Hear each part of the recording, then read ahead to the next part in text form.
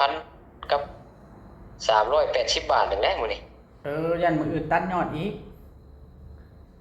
มื้ออื่นก็ตัดยอดแล้วแต่มันหักถึกจนน่าตกใจนะมื้อนี้แต่เลยปลุกใจอยู่ก็เอาบอสผู้ฮะไปไหนกระจายหน่อยอย่ามันเป็นปลุกใจอย่ามัน14,000 15,000คือเก่าหั่นนะอืมมีละแต่เลยอุกใจจ่ายแล้วน่ะมันบ่เป็นตาอุกใจแบบนี้บ่ปานใดกันซำนี่แต่ว่าเฮาถามท่านหมออยู่ทางนี้นะเพิ่นว่าโรงพยาบาลรัฐนี่ค่าได้ใช้ออกซิเจนน่ะก็สิประมาณหลักหมื่นหั่นน่ะอันต่อคืนพุ่นแล้วเพิ่นเว้าน่ะตามเพิ่นเว้าสู่ฟังตามท่านหมอพุ่เพิ่นว่านนี้มันใช้เบิดมื้อเบิดเว้นได้ใช้อยู่หั่นตลอด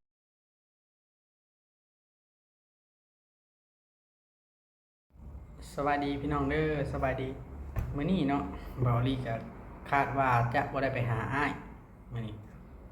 เพราะว่ากำหนดคือมื้ออื่นจะได้กลับเด้พี่น้องว่ามื้ออื่นถ้าได้กลับแต่เว้นแล้วก็เฮาจะได้กลับมาพี่อีกนะมาอยู่นำอ้ายคือเขาว่าแต่ว่าเฮายังบ่ได้โทรถามเราจักเทื่อเนาะผมอันบางนึงเพิ่นบ่บอสเราอยู่นำเด้เฮาโทรบ่พันกันตลอดแต่มื้อนี้นะเบาลีสิโทรถามอาการของหลานเนาะถามแต่นำบ่บอสแต่เก่านะสิโทรถามอ้ายแล้วก็ถามเรื่องค่าใช้จ่ายใช้จ่ายแล้วก็ชี้แจงอ้ายว่าเฮานำเฮาน่ะมันเหลือเท่าใดค่าใช้จ่ายนะมันมีเท่าใดล่ะ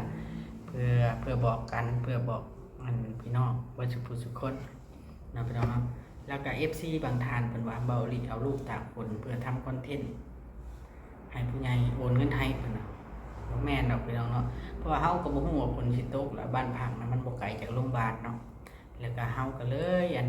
บ่ได้ซื้อคันจองไว้พูนไปฮอดบิ๊กซีบัดฝนตกแล้วไปฮอดบิ๊กซีเฮาจึงได้ซื้อคันจองอันนึงเฮาก็บ่ผีบ้าปานนั้นดอกพี่น้องสิเอาลูกเอาเต้ามาเสี่ยงทำคอนเทนต์จนแบบนี้บ่มีสำหรับเบาลีนะนอนอยู่เฮือนนี่กลัวพี่น้องเนาะบ่ต้องขึ้นเท่านั้นก็ได้เด้อพี่น้องเนาะเอาเดี๋ยวเบาลีสิขออนุญาตโทรหาช่างเลี้ยงก่อนโทรหาอ้ายก่อนโอเคพี่น้องไป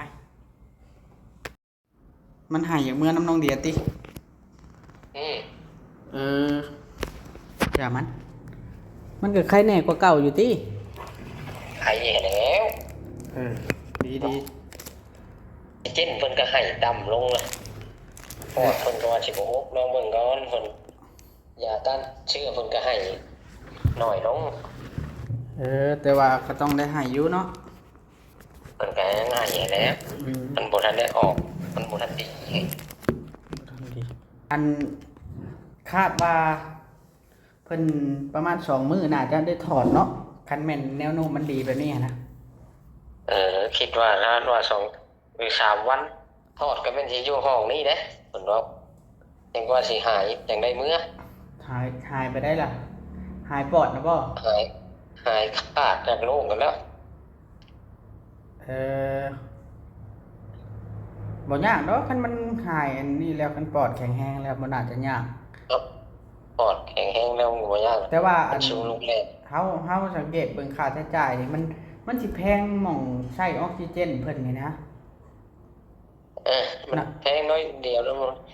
มื้อนี้จ่ายคือบ่แพงปานใดมื้อนี้จักมันพยาบาลเพิ่นว่าบิลต่างๆบางอันก็บ่ทันได้รวมเพิ่นว่านะจ่ายไป 2,000 กับ380 บาทนึงแหละมื้อนี้ยันมื้ออื่นตัดยอดอีกมื้ออื่นก็ตัดยอดแล้วแต่มันหักถึกจนน่าตกใจนะมื้อนี้แต่เลยปลุกใจอยู่ก็เอาบอสผู้ฮะไปไหนกระจายหน่อยอย่ามันเป็นปลุกใจอย่ามัน14,000 15,000คือเก่าหั่นนะมีละแต่เลยอุกใจจ่ายแล้วน่ะมันบ่เป็นตาอุกใจแบบนี้บ่ปานใดกันซำนี่แต่ว่าเฮาถามท่านหมออยู่ทางนี้นะเพิ่นว่าโรงพยาบาลรัฐนี่ค่าได้ใช้ออกซิเจนน่ะก็สิประมาณหลักหมื่นหั่นน่ะอันต่อคืนพุ่นแล้วเพิ่นเว้าน่ะตามเพิ่นเว้าสู่ฟังตามท่านหมอพุ่นนี้มันใช้เบิดมื้อเบิดเว้นได้ใช้อยู่หั่นตลอดเพิ่นว่าสิประมาณหลักหมื่นแต่ว่าเพิ่นถามอยู่ว่าค่าใช้จ่ายไหวบ่ก็เลยว่าค่าใช้จ่ายบ่ไหวก็ต้องไหวแล้วว่ะขายให้ขายหน้าก็จำเป็นได้ว่ะเบาน้ำเพิ่นทางหมออยู่สูงเนาะหรือว่ามันเฮ็ดแนวใดซะมันมีอาการค่อนข้างสิหายอยู่บ่ ดีขึ้นนะ ดีขึ้นแล้วลุยคือ ลุยแล้วพ่อกับแม่ยิ้มแน่อยู่ คือเฮาเว้าหั้นแล้ว ให้หน้า มัน ตา ก็ กล้า เงาอยู่ก่อน ให้หน้าตากล้างัวควายมีก็บ่มีความหมายคันบ่มีผู้เลี้ยงสุดท้ายมันก็ล่มหายไปจากการเวลามีแต่ว่าสู้ไปเรื่อยๆสู้จนเบิดสู้จนพากันตายเบิดพุ่นล่ะสิให้ผู้หนึงตายแนวใดเฮาบ่ได้คิดอุกหยังดอกเท่าแต่ว่า คือเฮาโทรเว้านำไอ้ปิ๊กแล้วว่าคันอ้ายโทรหาแล้วนั่นเด้อเฮาบอกให้คันมีจังให้โทรหาเราแล้วเฮาบอกแล้วว่าให้เตรียมเงินไว้นำตัวใดอันนั้นก็มีแต่ว่า ตัวใดพอจับขายบัดนี้มันจบงานแล้วจบเวียกอหย่างแล้วจึงจับขายให้กันหรือว่า ตัวนั้นตัวนี้ให้กัน มันแต่ละคนกับต้องสู้ไปว่านั้นคันมัน ไอ้เบิ่งนี่ ในเมื่อท่านหม ถ้า อ มันเป็นแบบนี้ ท่านหมอเพิ่นบ่ได้ยอมแพ้เด้เฮาสิไปยอมแพ้ได้จังได๋ ฟังเบิ่งมื้ออื่นเพิ่นรันย้อนนี่แหละทำบ่ได้ใดโทรหาอาเป็ก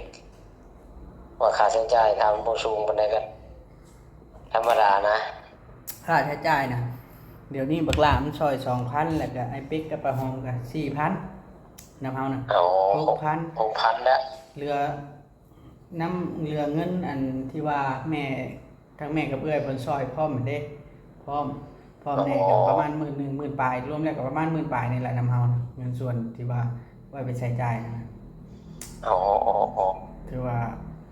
นั่นอยู่คันสมมุติว่า โอเค ถ้าน้องเพิ่นได้ออกจากอันเครื่องช่วยหาย ไอ้ ใจ ที่อยู่นะ เครื่องช่วยหายใจนะมันก็ค่าใช้จ่ายก็น่าจะซอฟต์ลงนะ ค่าใช้จ่ายมันก็เบาลงถ้าบ่ได้ใช้ออกซิเจนนี่นะ เพราะว่าท่านหมอเพิ่นว่าจังซั่นเด้เฮาถามท่านหมออยู่พี่อยู่มื้ออื่นนี่ยังสิตรวจหมอทูอยู่ จังสิได้ตรวจหมอทูตรวจหาอันโรคอันวัณโรคหั้นนะเพิ่นว่าบ่น่าจะเป็นแต่ว่าเพิ่นสิกวดไว้แล้วเพิ่นสินัดมาพังผลวันอาทิตย์หน้าเพิ่นว่านะพังผลยังว่าดอ อ๋อก ทางผลนี่บางเทื่อเขาลงมาผู้เดียวก็ได้ ลงมาลงมาไปอะไรก็ได้นะถ้าพึ่งแล้วเพราะว่าต้องได้มาเอายาเมื่อกินเด้ บ่ได้มาต่อยาบ่ เพิ่นว่าเฮาก็ยังได้กินยาได้เฮายังบ่ได้ซื้อเมื่อเฮาเดี๋ยวนี้นะเฮาได้กินยาอันต้านอันไอนี่นะไอใหญ่ๆอย่างนี้นะยามันลงปอดผู้ใหญ่เฮาได้กินยามื้อนึงผู้ละ2 เม็ดผู้ละ2 เม็ดเม็ดหนึง60 บาท กิน5 มื้อเรียนแต่เฮาก็ท่านหมอเพิ่นวางให้เฮาสิซื้อไว้อยู่มื้ออื่นก่อนเฮาสิซื้อไปให้เจ้าแต่เจ้าไออยู่ ชื่อ บ่ ให้อ้าย หรือบ่ได้ไอ บ่ให้แล้วติมีแต่อ้ายโตแล้ว นั่นล่ะเฮาสิซื้อ เพิ่นมื้อละ ซื้อมื้อให้เฮาบ่ได้ซื้อไว้มาคราวเดียวหนึงของค้าท่ารถเขามาจอดใครแน่แต่น้องเดียได้เมื่อก็ห้ามให้เล่นน้ำกัน กับ ซั่นแล้วมันยกครัว นั่นกับบริเวณได้เล็กน้อยอันนี้ก็บ่แม่นว่าบ่ให้จะเล่นจะดีดอกห้ามแนวใดมันอันนั้นก็บ่ให้กินนำกัน เป็นทิศพุ่นใดจังให้เล่นน้ำกัน หมอทูยังเขียวเมื่อขังไว้ก่อนนะหมอทูก็ได้กับแม่มันนี่นอนน้ำยากับแม่นให้นอนห้องละฉีดสเปรย์ สิจะไปนอนนาพุ่นได้ซะก่อน นอนห้องละฉีดสเปรย์ฉีดสเปรย์เพิ่นวินิจฉัยออกไปได้อันวัณโรคเนาะมีอยู่บ่คันมีมันต้องได้กินยาตลอด มันดีแต่ว่า โลกนะ 100%แล้วหรือยัง หมอใหญ่เพิ่นบ่ได้เข้ามาได้มื้อก็บ่แน่ใจกันเพิ่นมีแต่พยาบาลเฝ้าระวังไปซื่อ คันมัน100%แหละคันสมมุติว่ามันเจอเนาะก็ต้องได้ระวังแล้วก็กินให้หมอกินยา กินยาแล้วมันแพร่เชื้อบ่ได้ตามข้อมูลนะตามเพิ่นเว้านะกินยาแล้วมันแพร่เชื้อบ่ได้เฮาก็อยู่สบายแบบนี้ มีแต่ว่าให้กินยาซื่อๆผู้ใหญ่จัดยาให้กินแต่ละมื้อหั่นบ่ให้ขาดยาซั่นๆเด็กน้อยยามันติดง่าย เสื้อผ้าหน้าแพรก็ต้องได้ขาเสื้อจานบอสเบิดเท่าไหร่อันน้องเดียนะค่าใช้จ่ายรวมเบิดนะ อยากทั้งเพิ่นทั้งอย่างเกือบ 20,000ผู้ใด อืม เพิ่นนั้นก็ได้ ก็ดีได้เฮาซุมเฮาก็สิว่าเบิดประมาณ 20,000นี่แหละอย่างเงี้ยคาดการณ์นะเพราะมื้ออื่นนี่สิหนักอยู่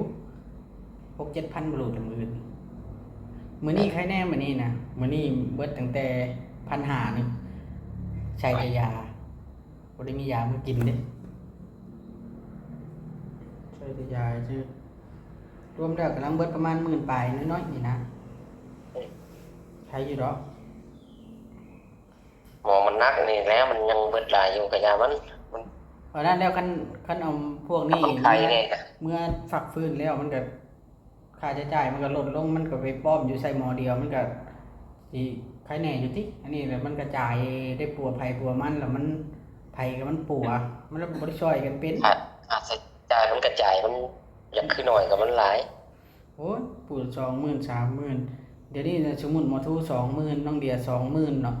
เป็น4เด้อเด้หมอวิวนี่จักเบิดเท่าไหร่แล้ว50,000แล้วหมอวิวนี่ เกือบแล้วเกือบ5แล้ว สิพอแชร์ได้นี่ เออ เป็นหนี้ตะพึดตะพืออยู่แต่หนี้ตะพึดตะพือกับบัดสุดท้ายนี่คันสมมุติว่ามันบ่นั่นก็ต้องได้ยืมไอ้เป๊กกันแล้วมาแทนปะเตวโฮมกันแทนแล้วเป็นหนี้ไอ้เป๊กกันแล้วบ่ใครเอาว่า เป็นหนี้นี่ยังใครกว่านี่ปะแตวอยู่ เฮายังว่านัดกันได้ว่าเฮาสิใช้ปีใดก็ยังว่าปะเตวเรายังว่าเราอีตนเราได้เรา เฮ็ด มา เฮ็ด ยื ถึ ม งลูกเราจะได้เมียเนาะ อีตนเนาะแหละมีหยังเฮาก็ขายแล้ว เรามี รถใดปูปีเฮาก็ขายแทนโลดเด้คันมันจะเป็นนะเฮาย่องมันโลดเด้เฮ็ดได้จ้ะ มันสอมันแล้ว เกิดมันเป็นแล้วเงินเพิ่นซอย50,000นี่แหละเงินเรื่อยกับแม่เพิ่นซอย50,000แล้วก็มีเงินลูกบ่าวทีน่ะ1,000แล้วก็เงิน FC น่ะ1,000รวมเบิดเป็นเงิน FC ประมาณ50,000ปลายทั้งเงินแม่เงินเอื้อยเพิ่นน่ะแต่เพิ่นน่ะให้กระจายปันกันปัวเพิ่นว่านะปันกันปัวผู้นี้ดีแล้วพอได้ไปป้อมใส่หมอนั่นบัดนี้น่ะเฮ็ดได้จ้ะมันเกิดมันเป็นแล้วเด้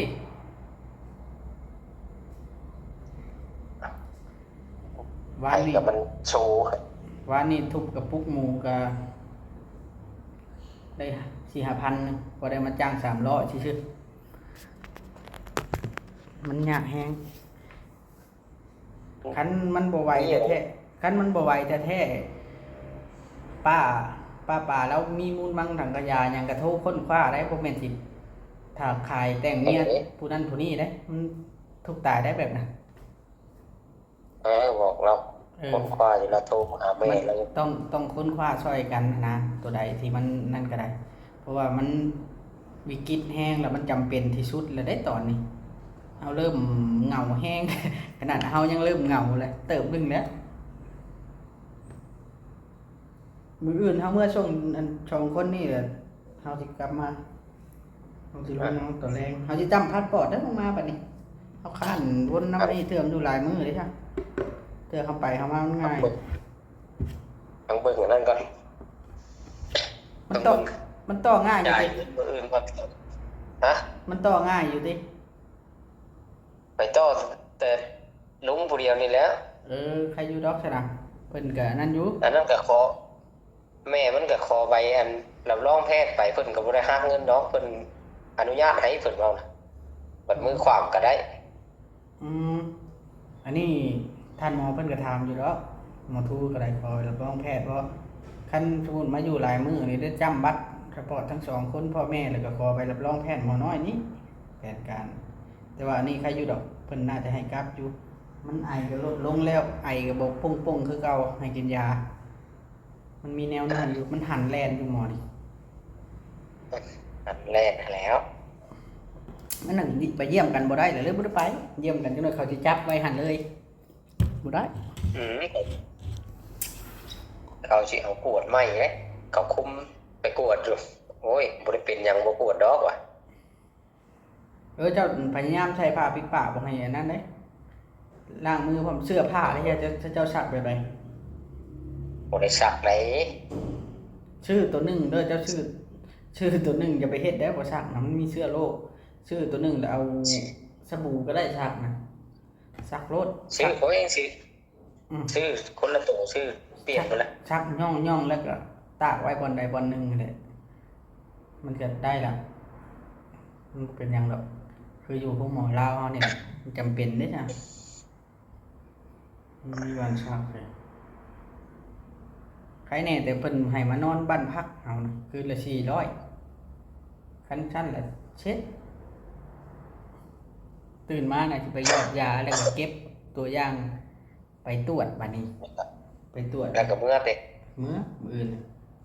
เพิ่นให้เพิ่นวางยาให้แล้วก็เอายาเพิ่นมากินแล้วก็มื้อเท่านั้นแล้วมัน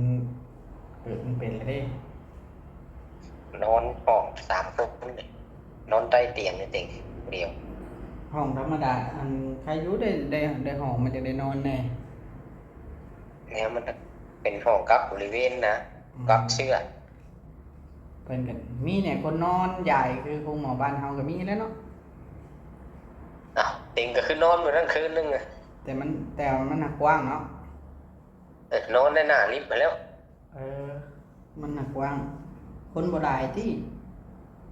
อดบ่หลายนอนสองผัวเมียเป็น3ต้องเต็งมึง อืมอืม เห็นนอนคืนเดียวเท่านั้นแล้วก็บ่มีไผได้บัด แนวย่านเนาะ ย้านนั้นเราลงเข้าห้องน้ำจนสิบ่ได้มันเงียบ บ่คืออันบ้านเฮาเนาะ มันซอยหลังเซเว่นโอ้ยเงียบเงาดิย้านดิ เออ มีอยู่ไผเนี่ยมันมีคน บ่มียามบ่ ยามก็มีอยู่ทั้งหน้าอยู่แล้วกับผมทั้งบนมอไซค์สุดทั้งนั้นแล้ว มันก็อยู่หน้าแล้วเอายามทางออกนะว่าแล้วก็ได้ เขาบ่ให้คนออกเนาะ ในกลางมันก็โยกห้องแต่ละชั้นแต่ละชั้นเพิ่นกลางคืนมันมีห้องน้ำแล้วเขาปิดเด้ อืม ชั้นเฮาอยู่นี่มันให้ลงเข้าอยู่ล่างก็มันสิยากนี่มันบ่มี อืมน่ากลัวน่ากลัว มันเลยยากให้แม่โนดลงเข้าแต่หัวแรงดึกๆอดเอาแล้ว ย่านผีเนาะ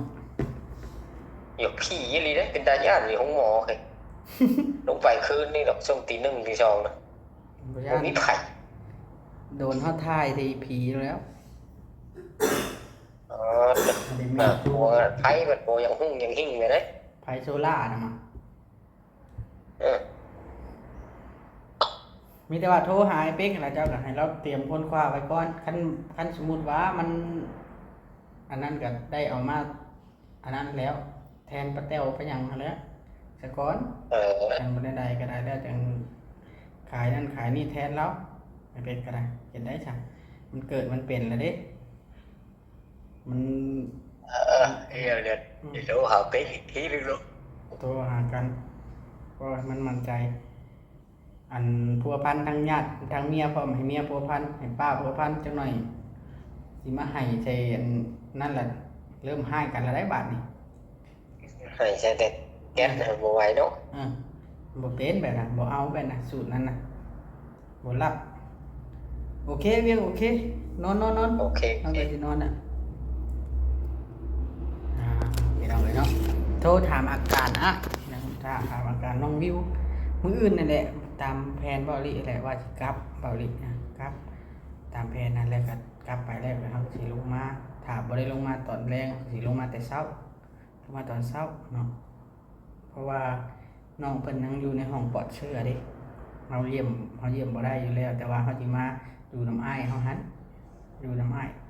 เบิ่งกันแลพี่น้องยามนี่เนาะแต่ว่าค่าใช้จ่ายมันก็สิบ่หลายปานใดติพี่น้องเนาะเฮาอยู่เฮากินนี่กินหยังไปเฮาก็นอนยายไปหั่นแหละมีหมอนหน่อยหนึงพายลงมาเฮาก็นอนเลยแหละบ่ได้สอได้พี่น้องเอ้ยบ่ได้สอปานใดนะเอาพี่น้องเนาะเฮาผู้เดียวเนี่ยมันง่ายเฮาผู้เดียวนะเอาไปใส่กับไปสะดวกสบาย อันนี้เฮามีลูกนี่คือลูกเมียเฮานี่คือแบบนี้แหละนี่เฮาจำเป็นต้องได้อยู่แล้วเฮาบ่สามารถสิไปปาเขาได้เนาะแต่น้อยลูกเฮาสิให้หาพ่อมันบ่เคยมาได้พี่น้องบ่คือเขาไปทำงานกรุงเทพได้บ่คือเขาไปทำงานได้พี่น้องเอ้ยนี่ล่ะแต่ละคนมันก็แบบนี้แหละ แจ้งอันนั้นไว้แล้วพี่น้องเนาะ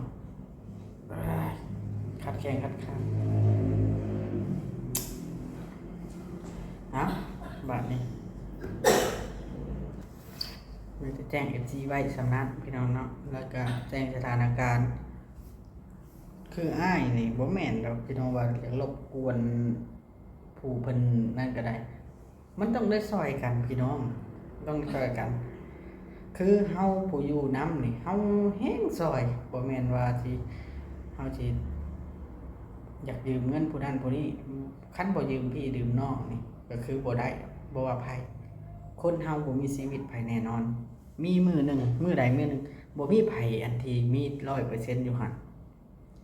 มันก็มียามหนึ่งที่ตัวเองเดือดร้อนบ่เดือดร้อนเรื่องหนึงก็เรื่องหนึงบ่เรื่องสุขภาพก็เรื่องการเงินบ่เรื่องการเงินก็เรื่องอื่นมันมี แต่ว่าให้รู้จักแบบวิธีการตั้งสติซอยกันเนาะพี่น้องเนาะเอาพี่น้องสำหรับคลิปนี้บอลีก็น่าจะได้จบคลิปเพียงเท่านี้เนาะพี่น้องเนาะเพื่อบ่เป็นการเสียเวลาและเว้าหลายกระยายห้างอย่างนี้เนาะโอเคพี่น้องสบายดีเบิดทุกคนเด้อพี่น้องสบายดี